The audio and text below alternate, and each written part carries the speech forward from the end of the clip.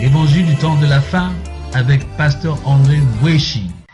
Bien-aimés du Seigneur dans le monde et à travers le Congo, que la paix et la grâce et la miséricorde vous soient données de la part de Dieu, notre Père, et du Seigneur Jésus-Christ, notre Sauveur. Le Seigneur Jésus-Christ, dont je suis serviteur, m'a confié un message sur « Voici comment vous devez prier ». Mais bien avant d'écouter ce message, je vous invite à faire avec moi une courte prière.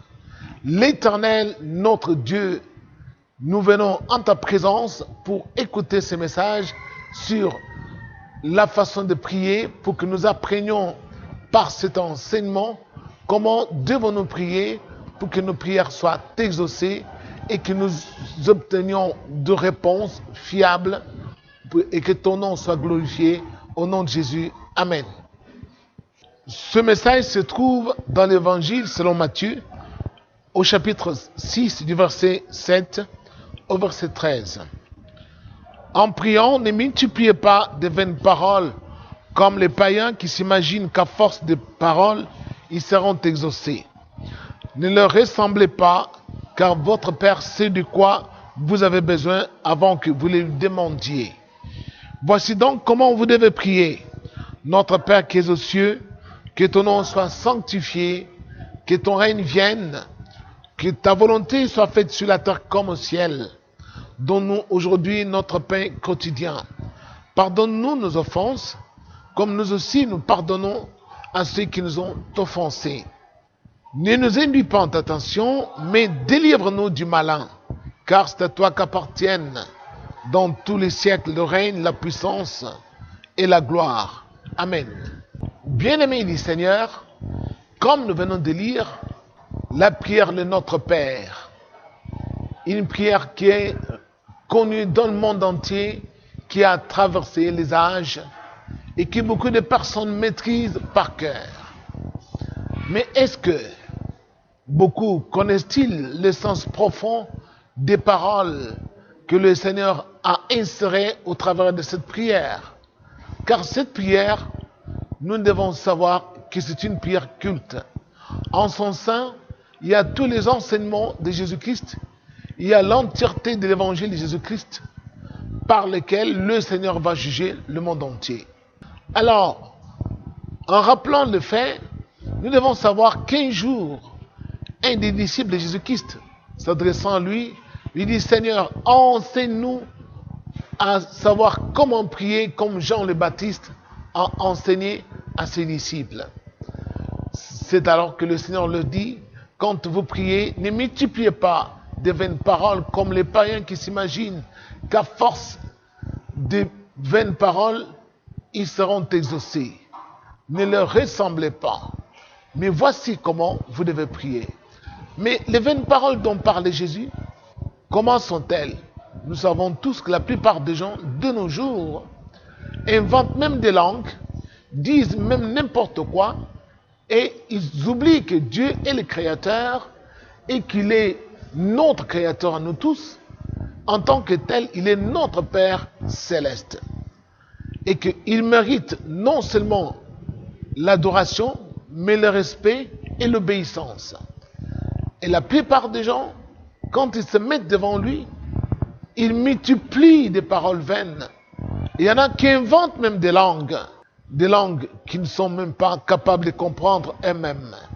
Et Dieu, et le Seigneur dit, voici comment vous devez prier. Dites, notre Père qui est aux cieux. C'est-à-dire, Dieu, notre Père, habite le ciel. Et la Bible nous enseigne que le ciel est son trône, tandis que la terre est son marchepied.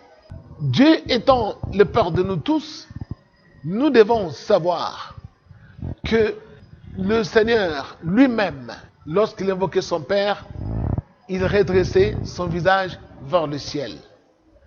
Et que tous les apôtres ont enseigné que pour invoquer Dieu, il faut lever ses mains vers le ciel, qui est le trône de Dieu. Car si on ne spécifie pas à qui on s'adresse, notre prière est vouée à l'échec.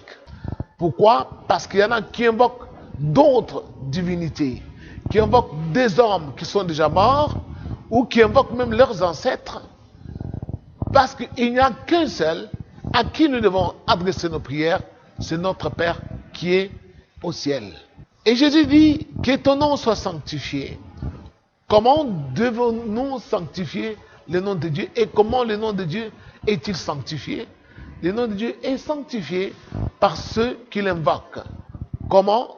Ils doivent obéir à tous ses commandements, car Dieu est saint.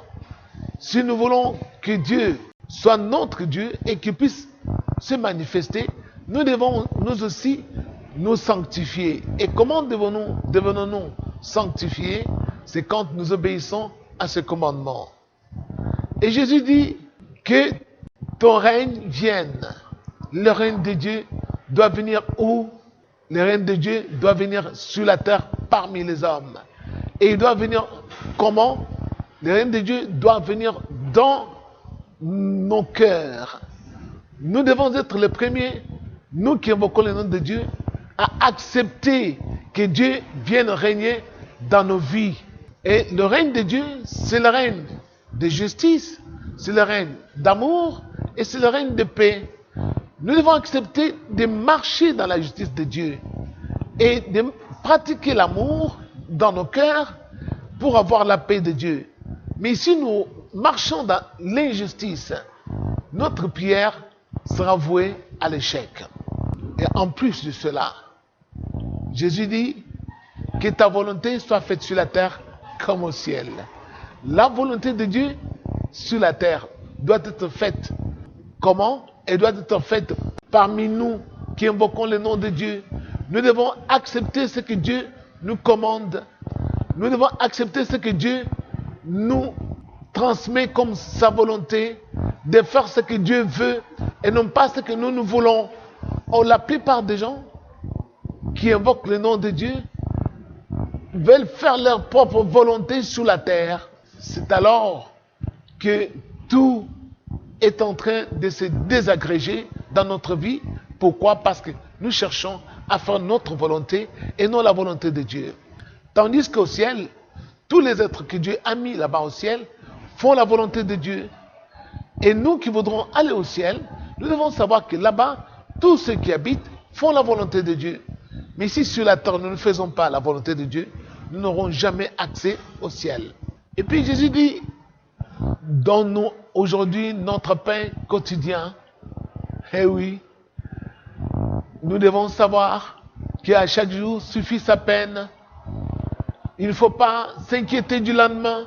Celui qui invoque Dieu doit savoir que Dieu lui donnera ce qu'il faut pour vivre au jour le jour, que notre vie appartient à Dieu et que nous devons avoir la foi en lui et ne pas invoquer le nom de Dieu avec beaucoup d'inquiétude dans nos cœurs. Et le Seigneur dit encore, ne nous soumets pas à des tentations. Eh oui, mais délivre-nous du malin. Que cela signifie? Il faut savoir que la plupart des gens sont tentés par leur propre convoitise et que Dieu ne tente personne et que le diable terrasse beaucoup de gens à cause de leur propre convoitise, comme Jacques l'enseigne, que chacun est tenté par sa propre convoitise et quand la convoitise engendre le péché et le péché étant consommé, c'est alors que nous trouvons la mort. Bien-aimés du Seigneur, et le Seigneur dit encore, vous devez prier, demander à Dieu que nos offenses nous soient pardonnées comme nous pardonnons à quiconque nous a offensés. Et oui, bien-aimés du Seigneur, si vous ne pardonnez pas aux hommes leurs offenses, Dieu non plus ne va pas vous pardonner. Tout celui qui s'approche de Dieu doit avoir un cœur pur, c'est-à-dire ayant pardonné à tous ceux qui lui ont fait du mal. Sinon, notre prière va demeurer inexaucée. Bien-aimés du Seigneur, Cette prière est une prière culte. Nous devons savoir que cette prière sera aussi au jour du jugement. Dieu va commencer à nous juger selon tout ce que nous aurons dit au travers de cette prière. Dis donc, un jour tu m'avais prié, tu avais dit, Seigneur, que ton règne vienne. Mais voici comment toi-même tu as régné sur la terre. Tu as laissé la terreur sur la terre. Tu as tué des hommes sur la terre. Alors comment est-ce que moi j'ai pu régner dans ta vie? Dis donc, un jour tu m'avais invoqué, tu avais dit que ta volonté soit faite. Mais toi-même, tu n'as suivi que ta propre volonté sur la terre. Et Dieu va nous condamner. Alors le Seigneur utilisera les termes de cette prière pour nous juger et nous condamner.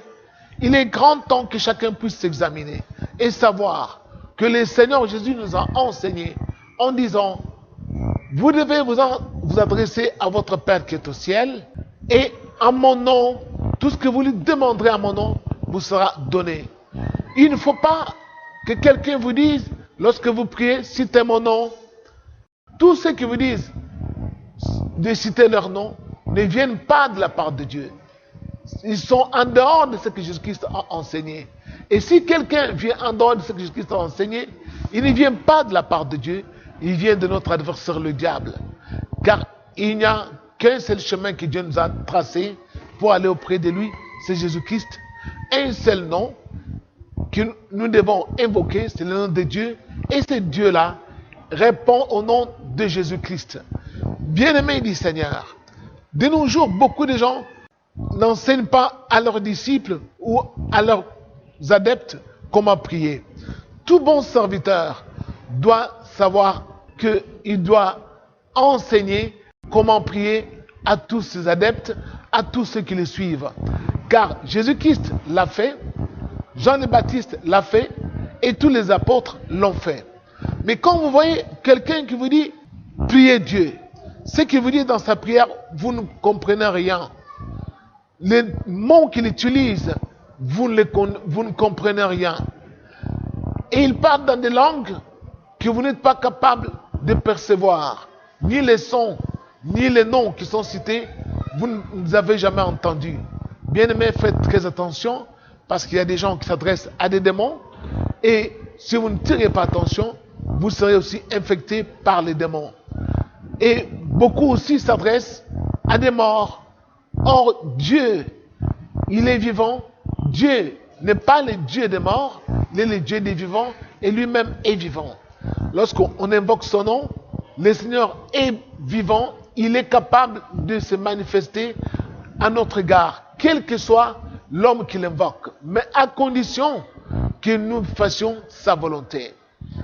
Car là-bas au ciel, tous ceux qui y sont, on a dit, ceux qui ont été immolés en son nom, parce qu'ils avaient rendu témoignage à Dieu, sont vêtus en blanc, et parmi eux, il n'y a ni blanc, ni noir, il n'y a aucune distinction de race, tous font partie de ses élus, ils font partie de ceux qu'il a sauvés.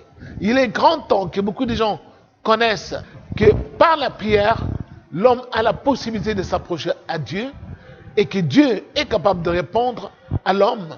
Mais beaucoup de gens de nos jours ne savent pas comment prier parce qu'ils ont rejeté cette prière et ils ont inventé de sortes de litanies monotones et ils sont en train de crier à tue-tête pensant que Dieu écoute leurs prières. Il faut suivre ce chemin, cette formule que le Seigneur Jésus nous a laissée sur la terre si nous voulons être exaucés, surtout en ce temps difficile où le coronavirus est en train de troubler le monde entier et les hommes ne savent plus à qui s'adresser.